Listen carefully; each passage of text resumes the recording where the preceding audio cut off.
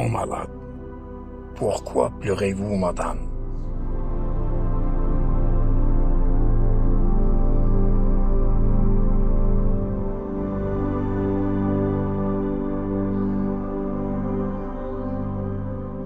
Lui qui m'avait porté sur le dos comme une maman, pour me faire profiter d'un après-midi sur la plage de la ville de Salé, étant donné que j'y étais incapable de marcher sur le sable. C'était lui qui avait reconnu Aïcha en train de pleurer lors de sa première visite du CHU de Rabat, pour voir une amie à elle, infirmière de cet hôpital, et l'a supplié d'intervenir pour me permettre d'accéder à un service cardiovasculaire. Déçue par la réponse négative de son amie, elle retourna à la gare routière de Rabat. C'était au cours de son chemin à pied qu'elle entendit quelqu'un dans sa voiture l'appeler par son prénom.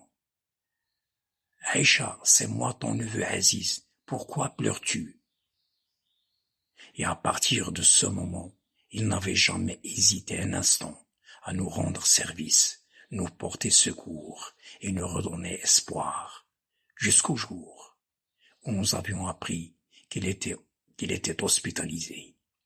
Nous lui avons rendu visite quelques mois avant sa disparition subite. Vers minuit, le malhonnête infirmier revint voir mon compagnon de chambre Abdelrahim pour lui recommander de façon très élogieuse une chambre à lui tout seul. Mon voisin lui expliqua qu'on était déjà amis et que ses douleurs devenaient plus intenses quand il est seul.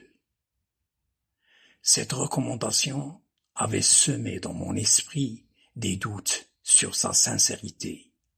Je me demandais, voulait-il m'isoler pour se venger? Heureusement que mon camarade avait refusé cette hypocrite proposition. Ainsi, j'avais décidé d'être méfiant et ne pas fermer l'œil de la nuit.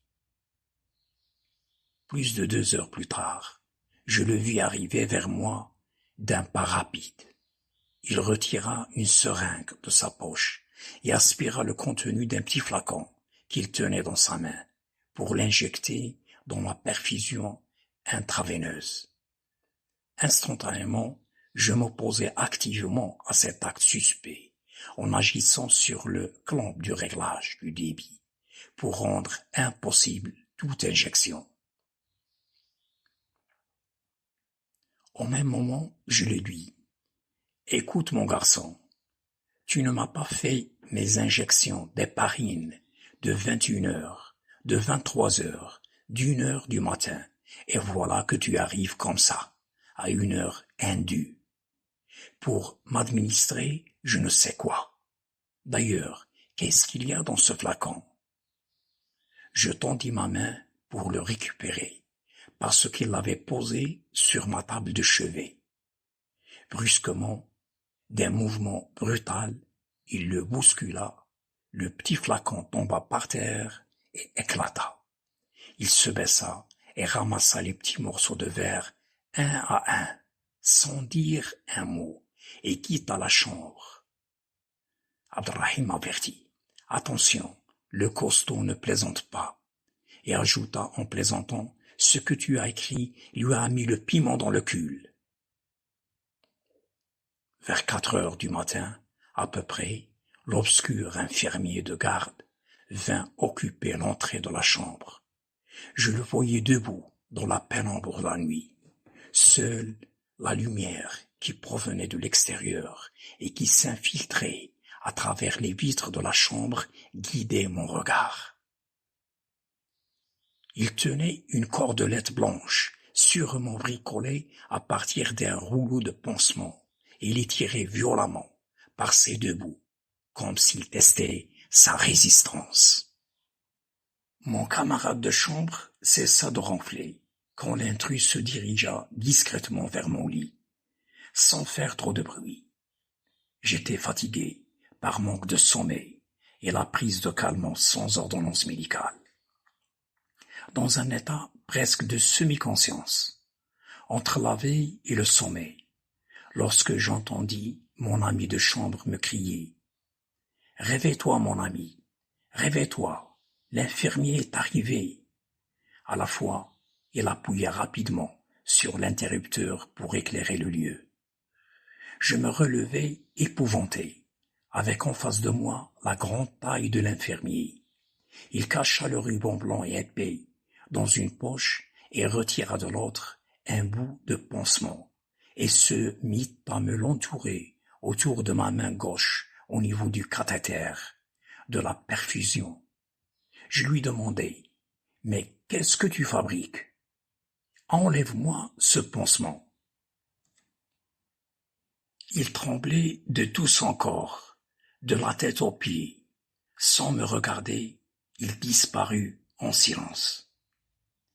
Il nous était clair, à mon collègue et moi, que l'infirmier avait failli m'étrangler, à l'aide d'un pansement. Autrement dit, il avait transformé un instrument médical de protection qui peut sauver une vie en un instrument de crime.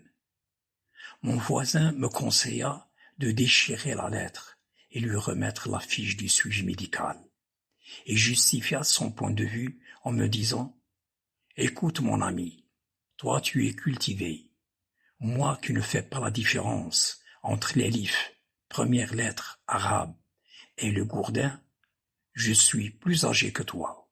Mon école est l'école de la vie. Elle m'a appris beaucoup de choses. Si tu as envie de te sacrifier pour changer quelque chose qui ne change pas de cette façon, fais-le, c'est simple. Personne ne le saura. Même pas ta femme, même pas le chef de service.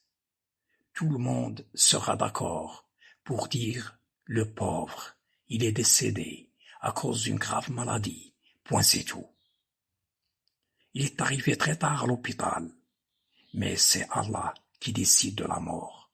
Lui seul sait quand, comment et pourquoi. C'est écrit là-haut. Il est dans ton intérêt d'être plus sage. Allah fera justice un jour. Il va lui faire payer tous ses péchés, le jour du jugement dernier. Je lui répondis, il n'osera pas me faire de mal. Je l'ai vu trembler, de la tête aux pieds. Ça veut dire qu'il avait peur. C'est un lâche, ni plus ni moins. Il répliqua, mais ce sont les lâches qui commettent les crimes les plus abominables. Puis il se leva et me déclara, fais gaffe, je vais lui parler pour trouver un arrangement à ce dilemme. Quelques minutes plus tard, j'entendis l'infirmier concerné exprimer sa colère en criant « Je risque de perdre mon boulot, je te dis. S'il ne me livre pas cette lettre, je te jure, au nom d'Allah, que l'un de nous deux ne verra pas le jour. Soit moi ou lui. » Abdelrahim revint triste et vexé, me raconter ce que j'avais entendu. Puis il glissa sa main sous mon oreiller et retira la lettre et la fiche de maladie en souriant malicieusement et partit la remettre à l'infirmier de garde. Je n'avais pas bougé.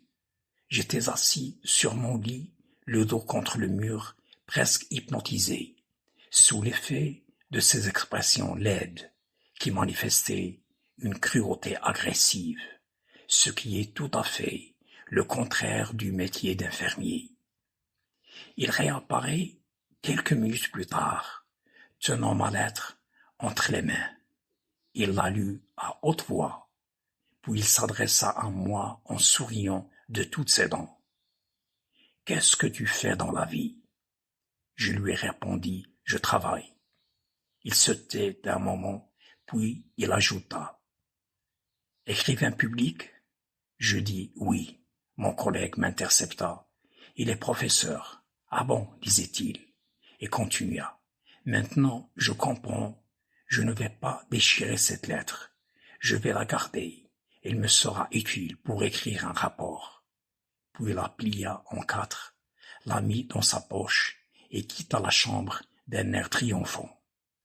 Mon voisin m'avoua. « Tu sais, je lui ai glissé 20 dirhams dans sa poche. C'est comme ça ici. Sinon, tu es perdu. » C'était une scène kafkaïenne. J'en avais gros sur le cœur. Mais au moins ce crétin d'infirmier avait détourné notre attention, mon camarade et moi, de nos douleurs physiques pendant un bon moment.